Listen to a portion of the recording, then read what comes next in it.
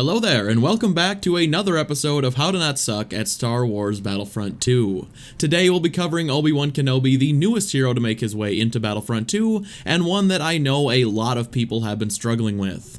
Today I'll be showing you how to dominate the battlefront as a negotiator and lead your team to sweet victory. I've had a lot of time with Obi-Wan figuring out what works best to keep him alive, and what can lead to a very quick death.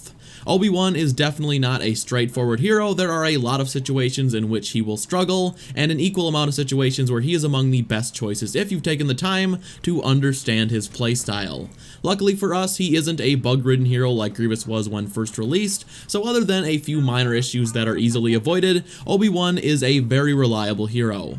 But guys, before we get into this, make sure you drop a like if you want to see more of these guides. I know it's heavily requested that I redo some of the old hero guides, seeing as most of them now have different star cards, stats, and a whole lot of changes from launch, so if I see the interest on this video, I'll definitely keep making these. Also, if there is a specific hero you'd like to see me prioritize making another guide for, be sure to leave a comment down below. I do already have Maul ready, but after that, just let me know what you want to see. One last thing, make sure you get yourself entered to win this Obi-Wan Kenobi Force FX lightsaber. I'm giving it away in celebration of the release of Obi-Wan and Geonosis, and all you need to do to enter is follow me over on Instagram, leave a comment on one of my posts letting me know why you should win, as I plan on giving another one of these each time a new hero is released to Battlefront 2, so be sure to get in on that action. But anyways guys, with all of that being said, let's get into this. So let's start off with the very basics, Obi-Wan's health and movement capabilities. Obi-Wan starts out with 750 HP, which is very average for a lightsaber hero. In fact, just about everything when it comes to his base health stats are exceedingly average. He can regenerate 250 HP without any star card upgrades, which is nothing special, and his health regeneration is actually the slowest of any of the light side lightsaber heroes. He takes a very long time to begin regenerating, which means backing off and recuperating your health is extremely important if you are hoping to go on any sort of long kill streak. When it comes to movement speed, well, Obi-Wan is pretty slow for a Force user. He can easily be outpaced by Luke, Rey, Maul, or even Kylo, and this is something that you're just gonna have to deal with when it comes to facing off against enemy villains. If you're one of those players who spends the entire match as Maul or Luke just running away from the enemy team, Obi-Wan is not gonna be the hero for you, as it will not take long for the enemy team to catch back up to you. Obi-Wan's block is also pretty average from his total stamina to his regeneration time. You shouldn't have much of a problem when it comes to holding a block. It should be noted that his block is currently very unpredictable when it comes to blocking lightsaber attacks. Many times I've been blocking only to take massive damage from lightsaber heroes as they cut straight through my block. This is one of Kenobi's only major issues at the moment, and does severely hinder him in HVV when it happens, as there's no real way to predict when you'll run into the bug. Try to keep an eye on your health at all times, so if you see this happening, you'll know before it's far too late and you're already dead. Something I've seen a lot of people complain about when it comes to Obi-Wan is his lightsaber damage, saying his lightsaber feels weak in comparison to other heroes. It's kind of funny because Obi-Wan actually has the second highest lightsaber damage in the game, only second to General Grievous, who of course has absurd damage. He deals 130 damage from frontal attacks, and if you hit from the rear, you'll deal 150. That's right, you can one-shot specialists, assaults, and officers if you hit them from behind, which isn't something that can be said of many heroes. What does hinder Kenobi's damage a bit is his swing speed, which can be pretty slow at times. A few of his swing animations are very intricate, with long animations which leads to a lower DPS and can allow other heroes to outclass you. Against a trooper or two, this just isn't an issue, but against other heroes or multiple troopers, you need to watch yourself as you twirl around, because long animations equal more time exposed to blaster fire. I cannot tell you the amount of times just this weekend alone I've seen players run into a group of enemies, twirl around like a ballerina for about 15 seconds before dying and wasting their brand new hero without anything more than a few kills to show for it. Obi-Wan is pretty reliant on knowing when and where to use his abilities, and when using ability will only serve to get you killed. Speaking of, let's move on. Obi-Wan Kenobi has 3 abilities: All-Out Push, Defensive Rush, and Restrictive Mind Trick. Each of these abilities brings a little something to the table, and knowing when and when not to use each of these is going to make all the difference in the world, especially on close quarters maps. Let's start out with All-Out Push. Obi-Wan's push is a lot different than what we're used to in Battlefront 2, requiring the player to press and hold to charge up the push if they want to be even somewhat effective with it. Charging up his force push drastically increases the range and the width of the push radius, and when fully charged can get you some kills from very, very impressive distances. This ability should not be used like Luke's or even Yoda's, as being effective with it completely relies on positioning yourself and anticipating the enemy flanks. Luke has a push that can be used mid-air while sprinting into a new situation with little thought required, and even Yoda's can be used pretty easily to fend off incoming heroes even when his Unleashed is completely uncharged. Obi-Wan's push requires forward thinking, and while you can just use his all-out push without the charge, it does require you to stand in place, and to be honest, his uncharged push is very, very ineffective. In Galactic Assault, this ability is fantastic on places like the second and third phases of Naboo, the final phase on Kamino, and really any choke point this ability is going to do amazing in, as the range allows you to pick off people who probably think they are safe and out of range of any force abilities.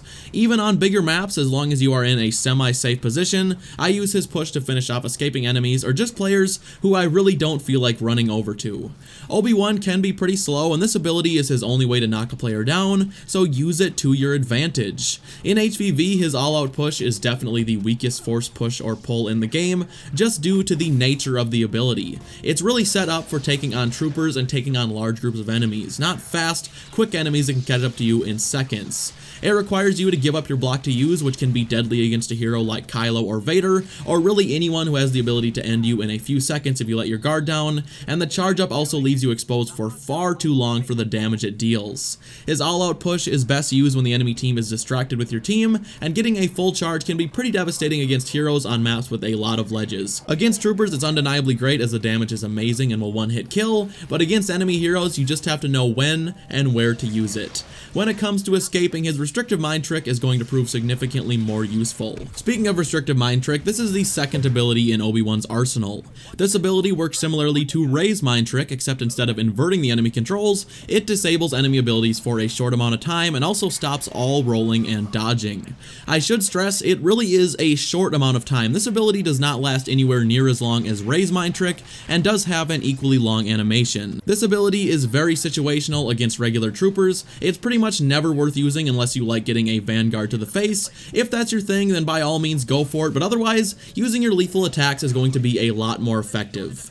No, this ability is something you're going to want to focus on using only against certain heroes, as again, you have to give up your block to go through a lengthy animation just to use this. And unlike Rey, this ability is only going to be effective on certain villains. On someone like Vader or Kylo, it's just not worth using. They can block for the short amount of time their abilities are disabled and then get right back into the action. Not to mention, a decent player would instantly freeze or choke you the second they caught on to what you were about to do. This ability is best used against heroes like Maul or Palpatine, as it's pretty much a death sentence for those heroes that rely so heavily on their dodge and dash. It can also be very effective against blaster heroes like Bosk, Iden, or Phasma, who all heavily rely on abilities and rolling. Just keep in mind this ability is very short-lived and pretty situational, and it will get you out of some dicey situations. His final ability is Defensive Rush, which is a beautiful ability in its simplicity. This ability sends Obi-Wan sprinting forward, deflecting all blaster fire and damaging everyone in his path. The Defensive Rush deals 140 damage without any upgrades, and with the correct upgrades will one-shot all classes but heavy. This ability is awesome, as it's pretty much made just to clear the ground between yourself and enemies without having to slowly inch forward with your block. It's great for clearing out hallways of troopers, or just covering the space between yourself and enemies quickly without losing any health. Against heroes, this ability is pretty mediocre if the team is paying attention, but with upgrades, it can be deadly if you use it when appropriate. Sprinting into a full team of villains with his Defensive Rush will only get you killed, as would most abilities, but it's a great way to soften a single or even two villains before finishing the job. When it comes to the best star cards for Obi-Wan, luckily, this is an incredibly easy choice, and this is the definitive best setup for Galactic Assault and HVV. In those modes, I would always recommend Jedi Resilience, which increases Obi-Wan's health regen pool by 100 once fully upgraded. This card makes Obi-Wan significantly better, and once you also equip Jedi General, which is Obi-Wan's health on kill card, well, you'll feel like you're using an entirely different hero. The third card you should always be running is Forward, which allows Obi-Wan to deal increased damage with his Defensive Rush, and once this bad boy is upgraded, it will one-shot every class but Heavy, which can allow for some amazing hallway kills as you one-shot everything in your path. That's as simple as it gets. I would always run those cards in GA and HVV. There's no real reason to ever shake that up. For Hero Showdown, his health on kill card is obviously pretty much useless, so you can kind of do whatever you want with your third slot. I like to run Think It Over, which increases the length of his restrictive mind trick, which is very useful in a mode like Hero Showdown against the heroes I mentioned earlier. Obi-Wan is a hero that requires a lot of forward thinking, and honestly, I don't think he's for everyone. He's not the best lightsaber hero, he's far from it, but he's not bad by any means, and since I'm a huge Obi-Wan fan, he's currently my favorite hero in the game. He's definitely much better in Galactic Assault than HVV. In fact, I would say he's an A-list hero in Galactic Assault, but he's perfectly competent in HVV as well if you know what you're doing. Some very general tips: just make sure you're backing off and getting your health back when you've been damaged. You might be used to heroes like Maul or Luke who can regenerate very quickly, or even Vader who can just take an absurd amount of damage, but Obi-Wan has a slow regen time and a very average amount of health, so keep that in mind at all times. Use his restrictive mind trick and all-out push only when appropriate. Do not feel the need to use them just because you can, unless, like I said before, you like getting a shotgun blast to the face, and make sure you're using his defensive rush to close ground between your enemies and yourself, instead of just sprinting at someone with no regard for your own health. Once you start to realize he's not the kind of hero you can just sprint into a situation with before assessing it, you'll start to do significantly better with him. People treat him like Luke when he needs to be played pretty tactically. But guys, that is going to do it for today's episode of How to Not Suck. Like I mentioned earlier, if you'd like to see more of these, just drop this video a like, and if you are new around here, absolutely make sure you subscribe to the channel, as we would be honored if you would join us. Thank you all so much for watching, and I will see you in the next one. Bye.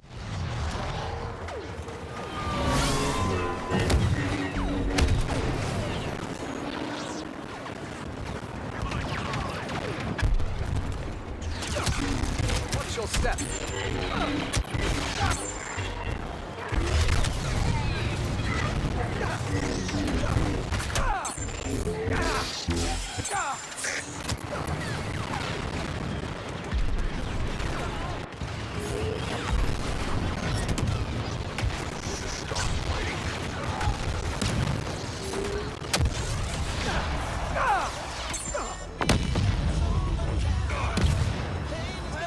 Hello there.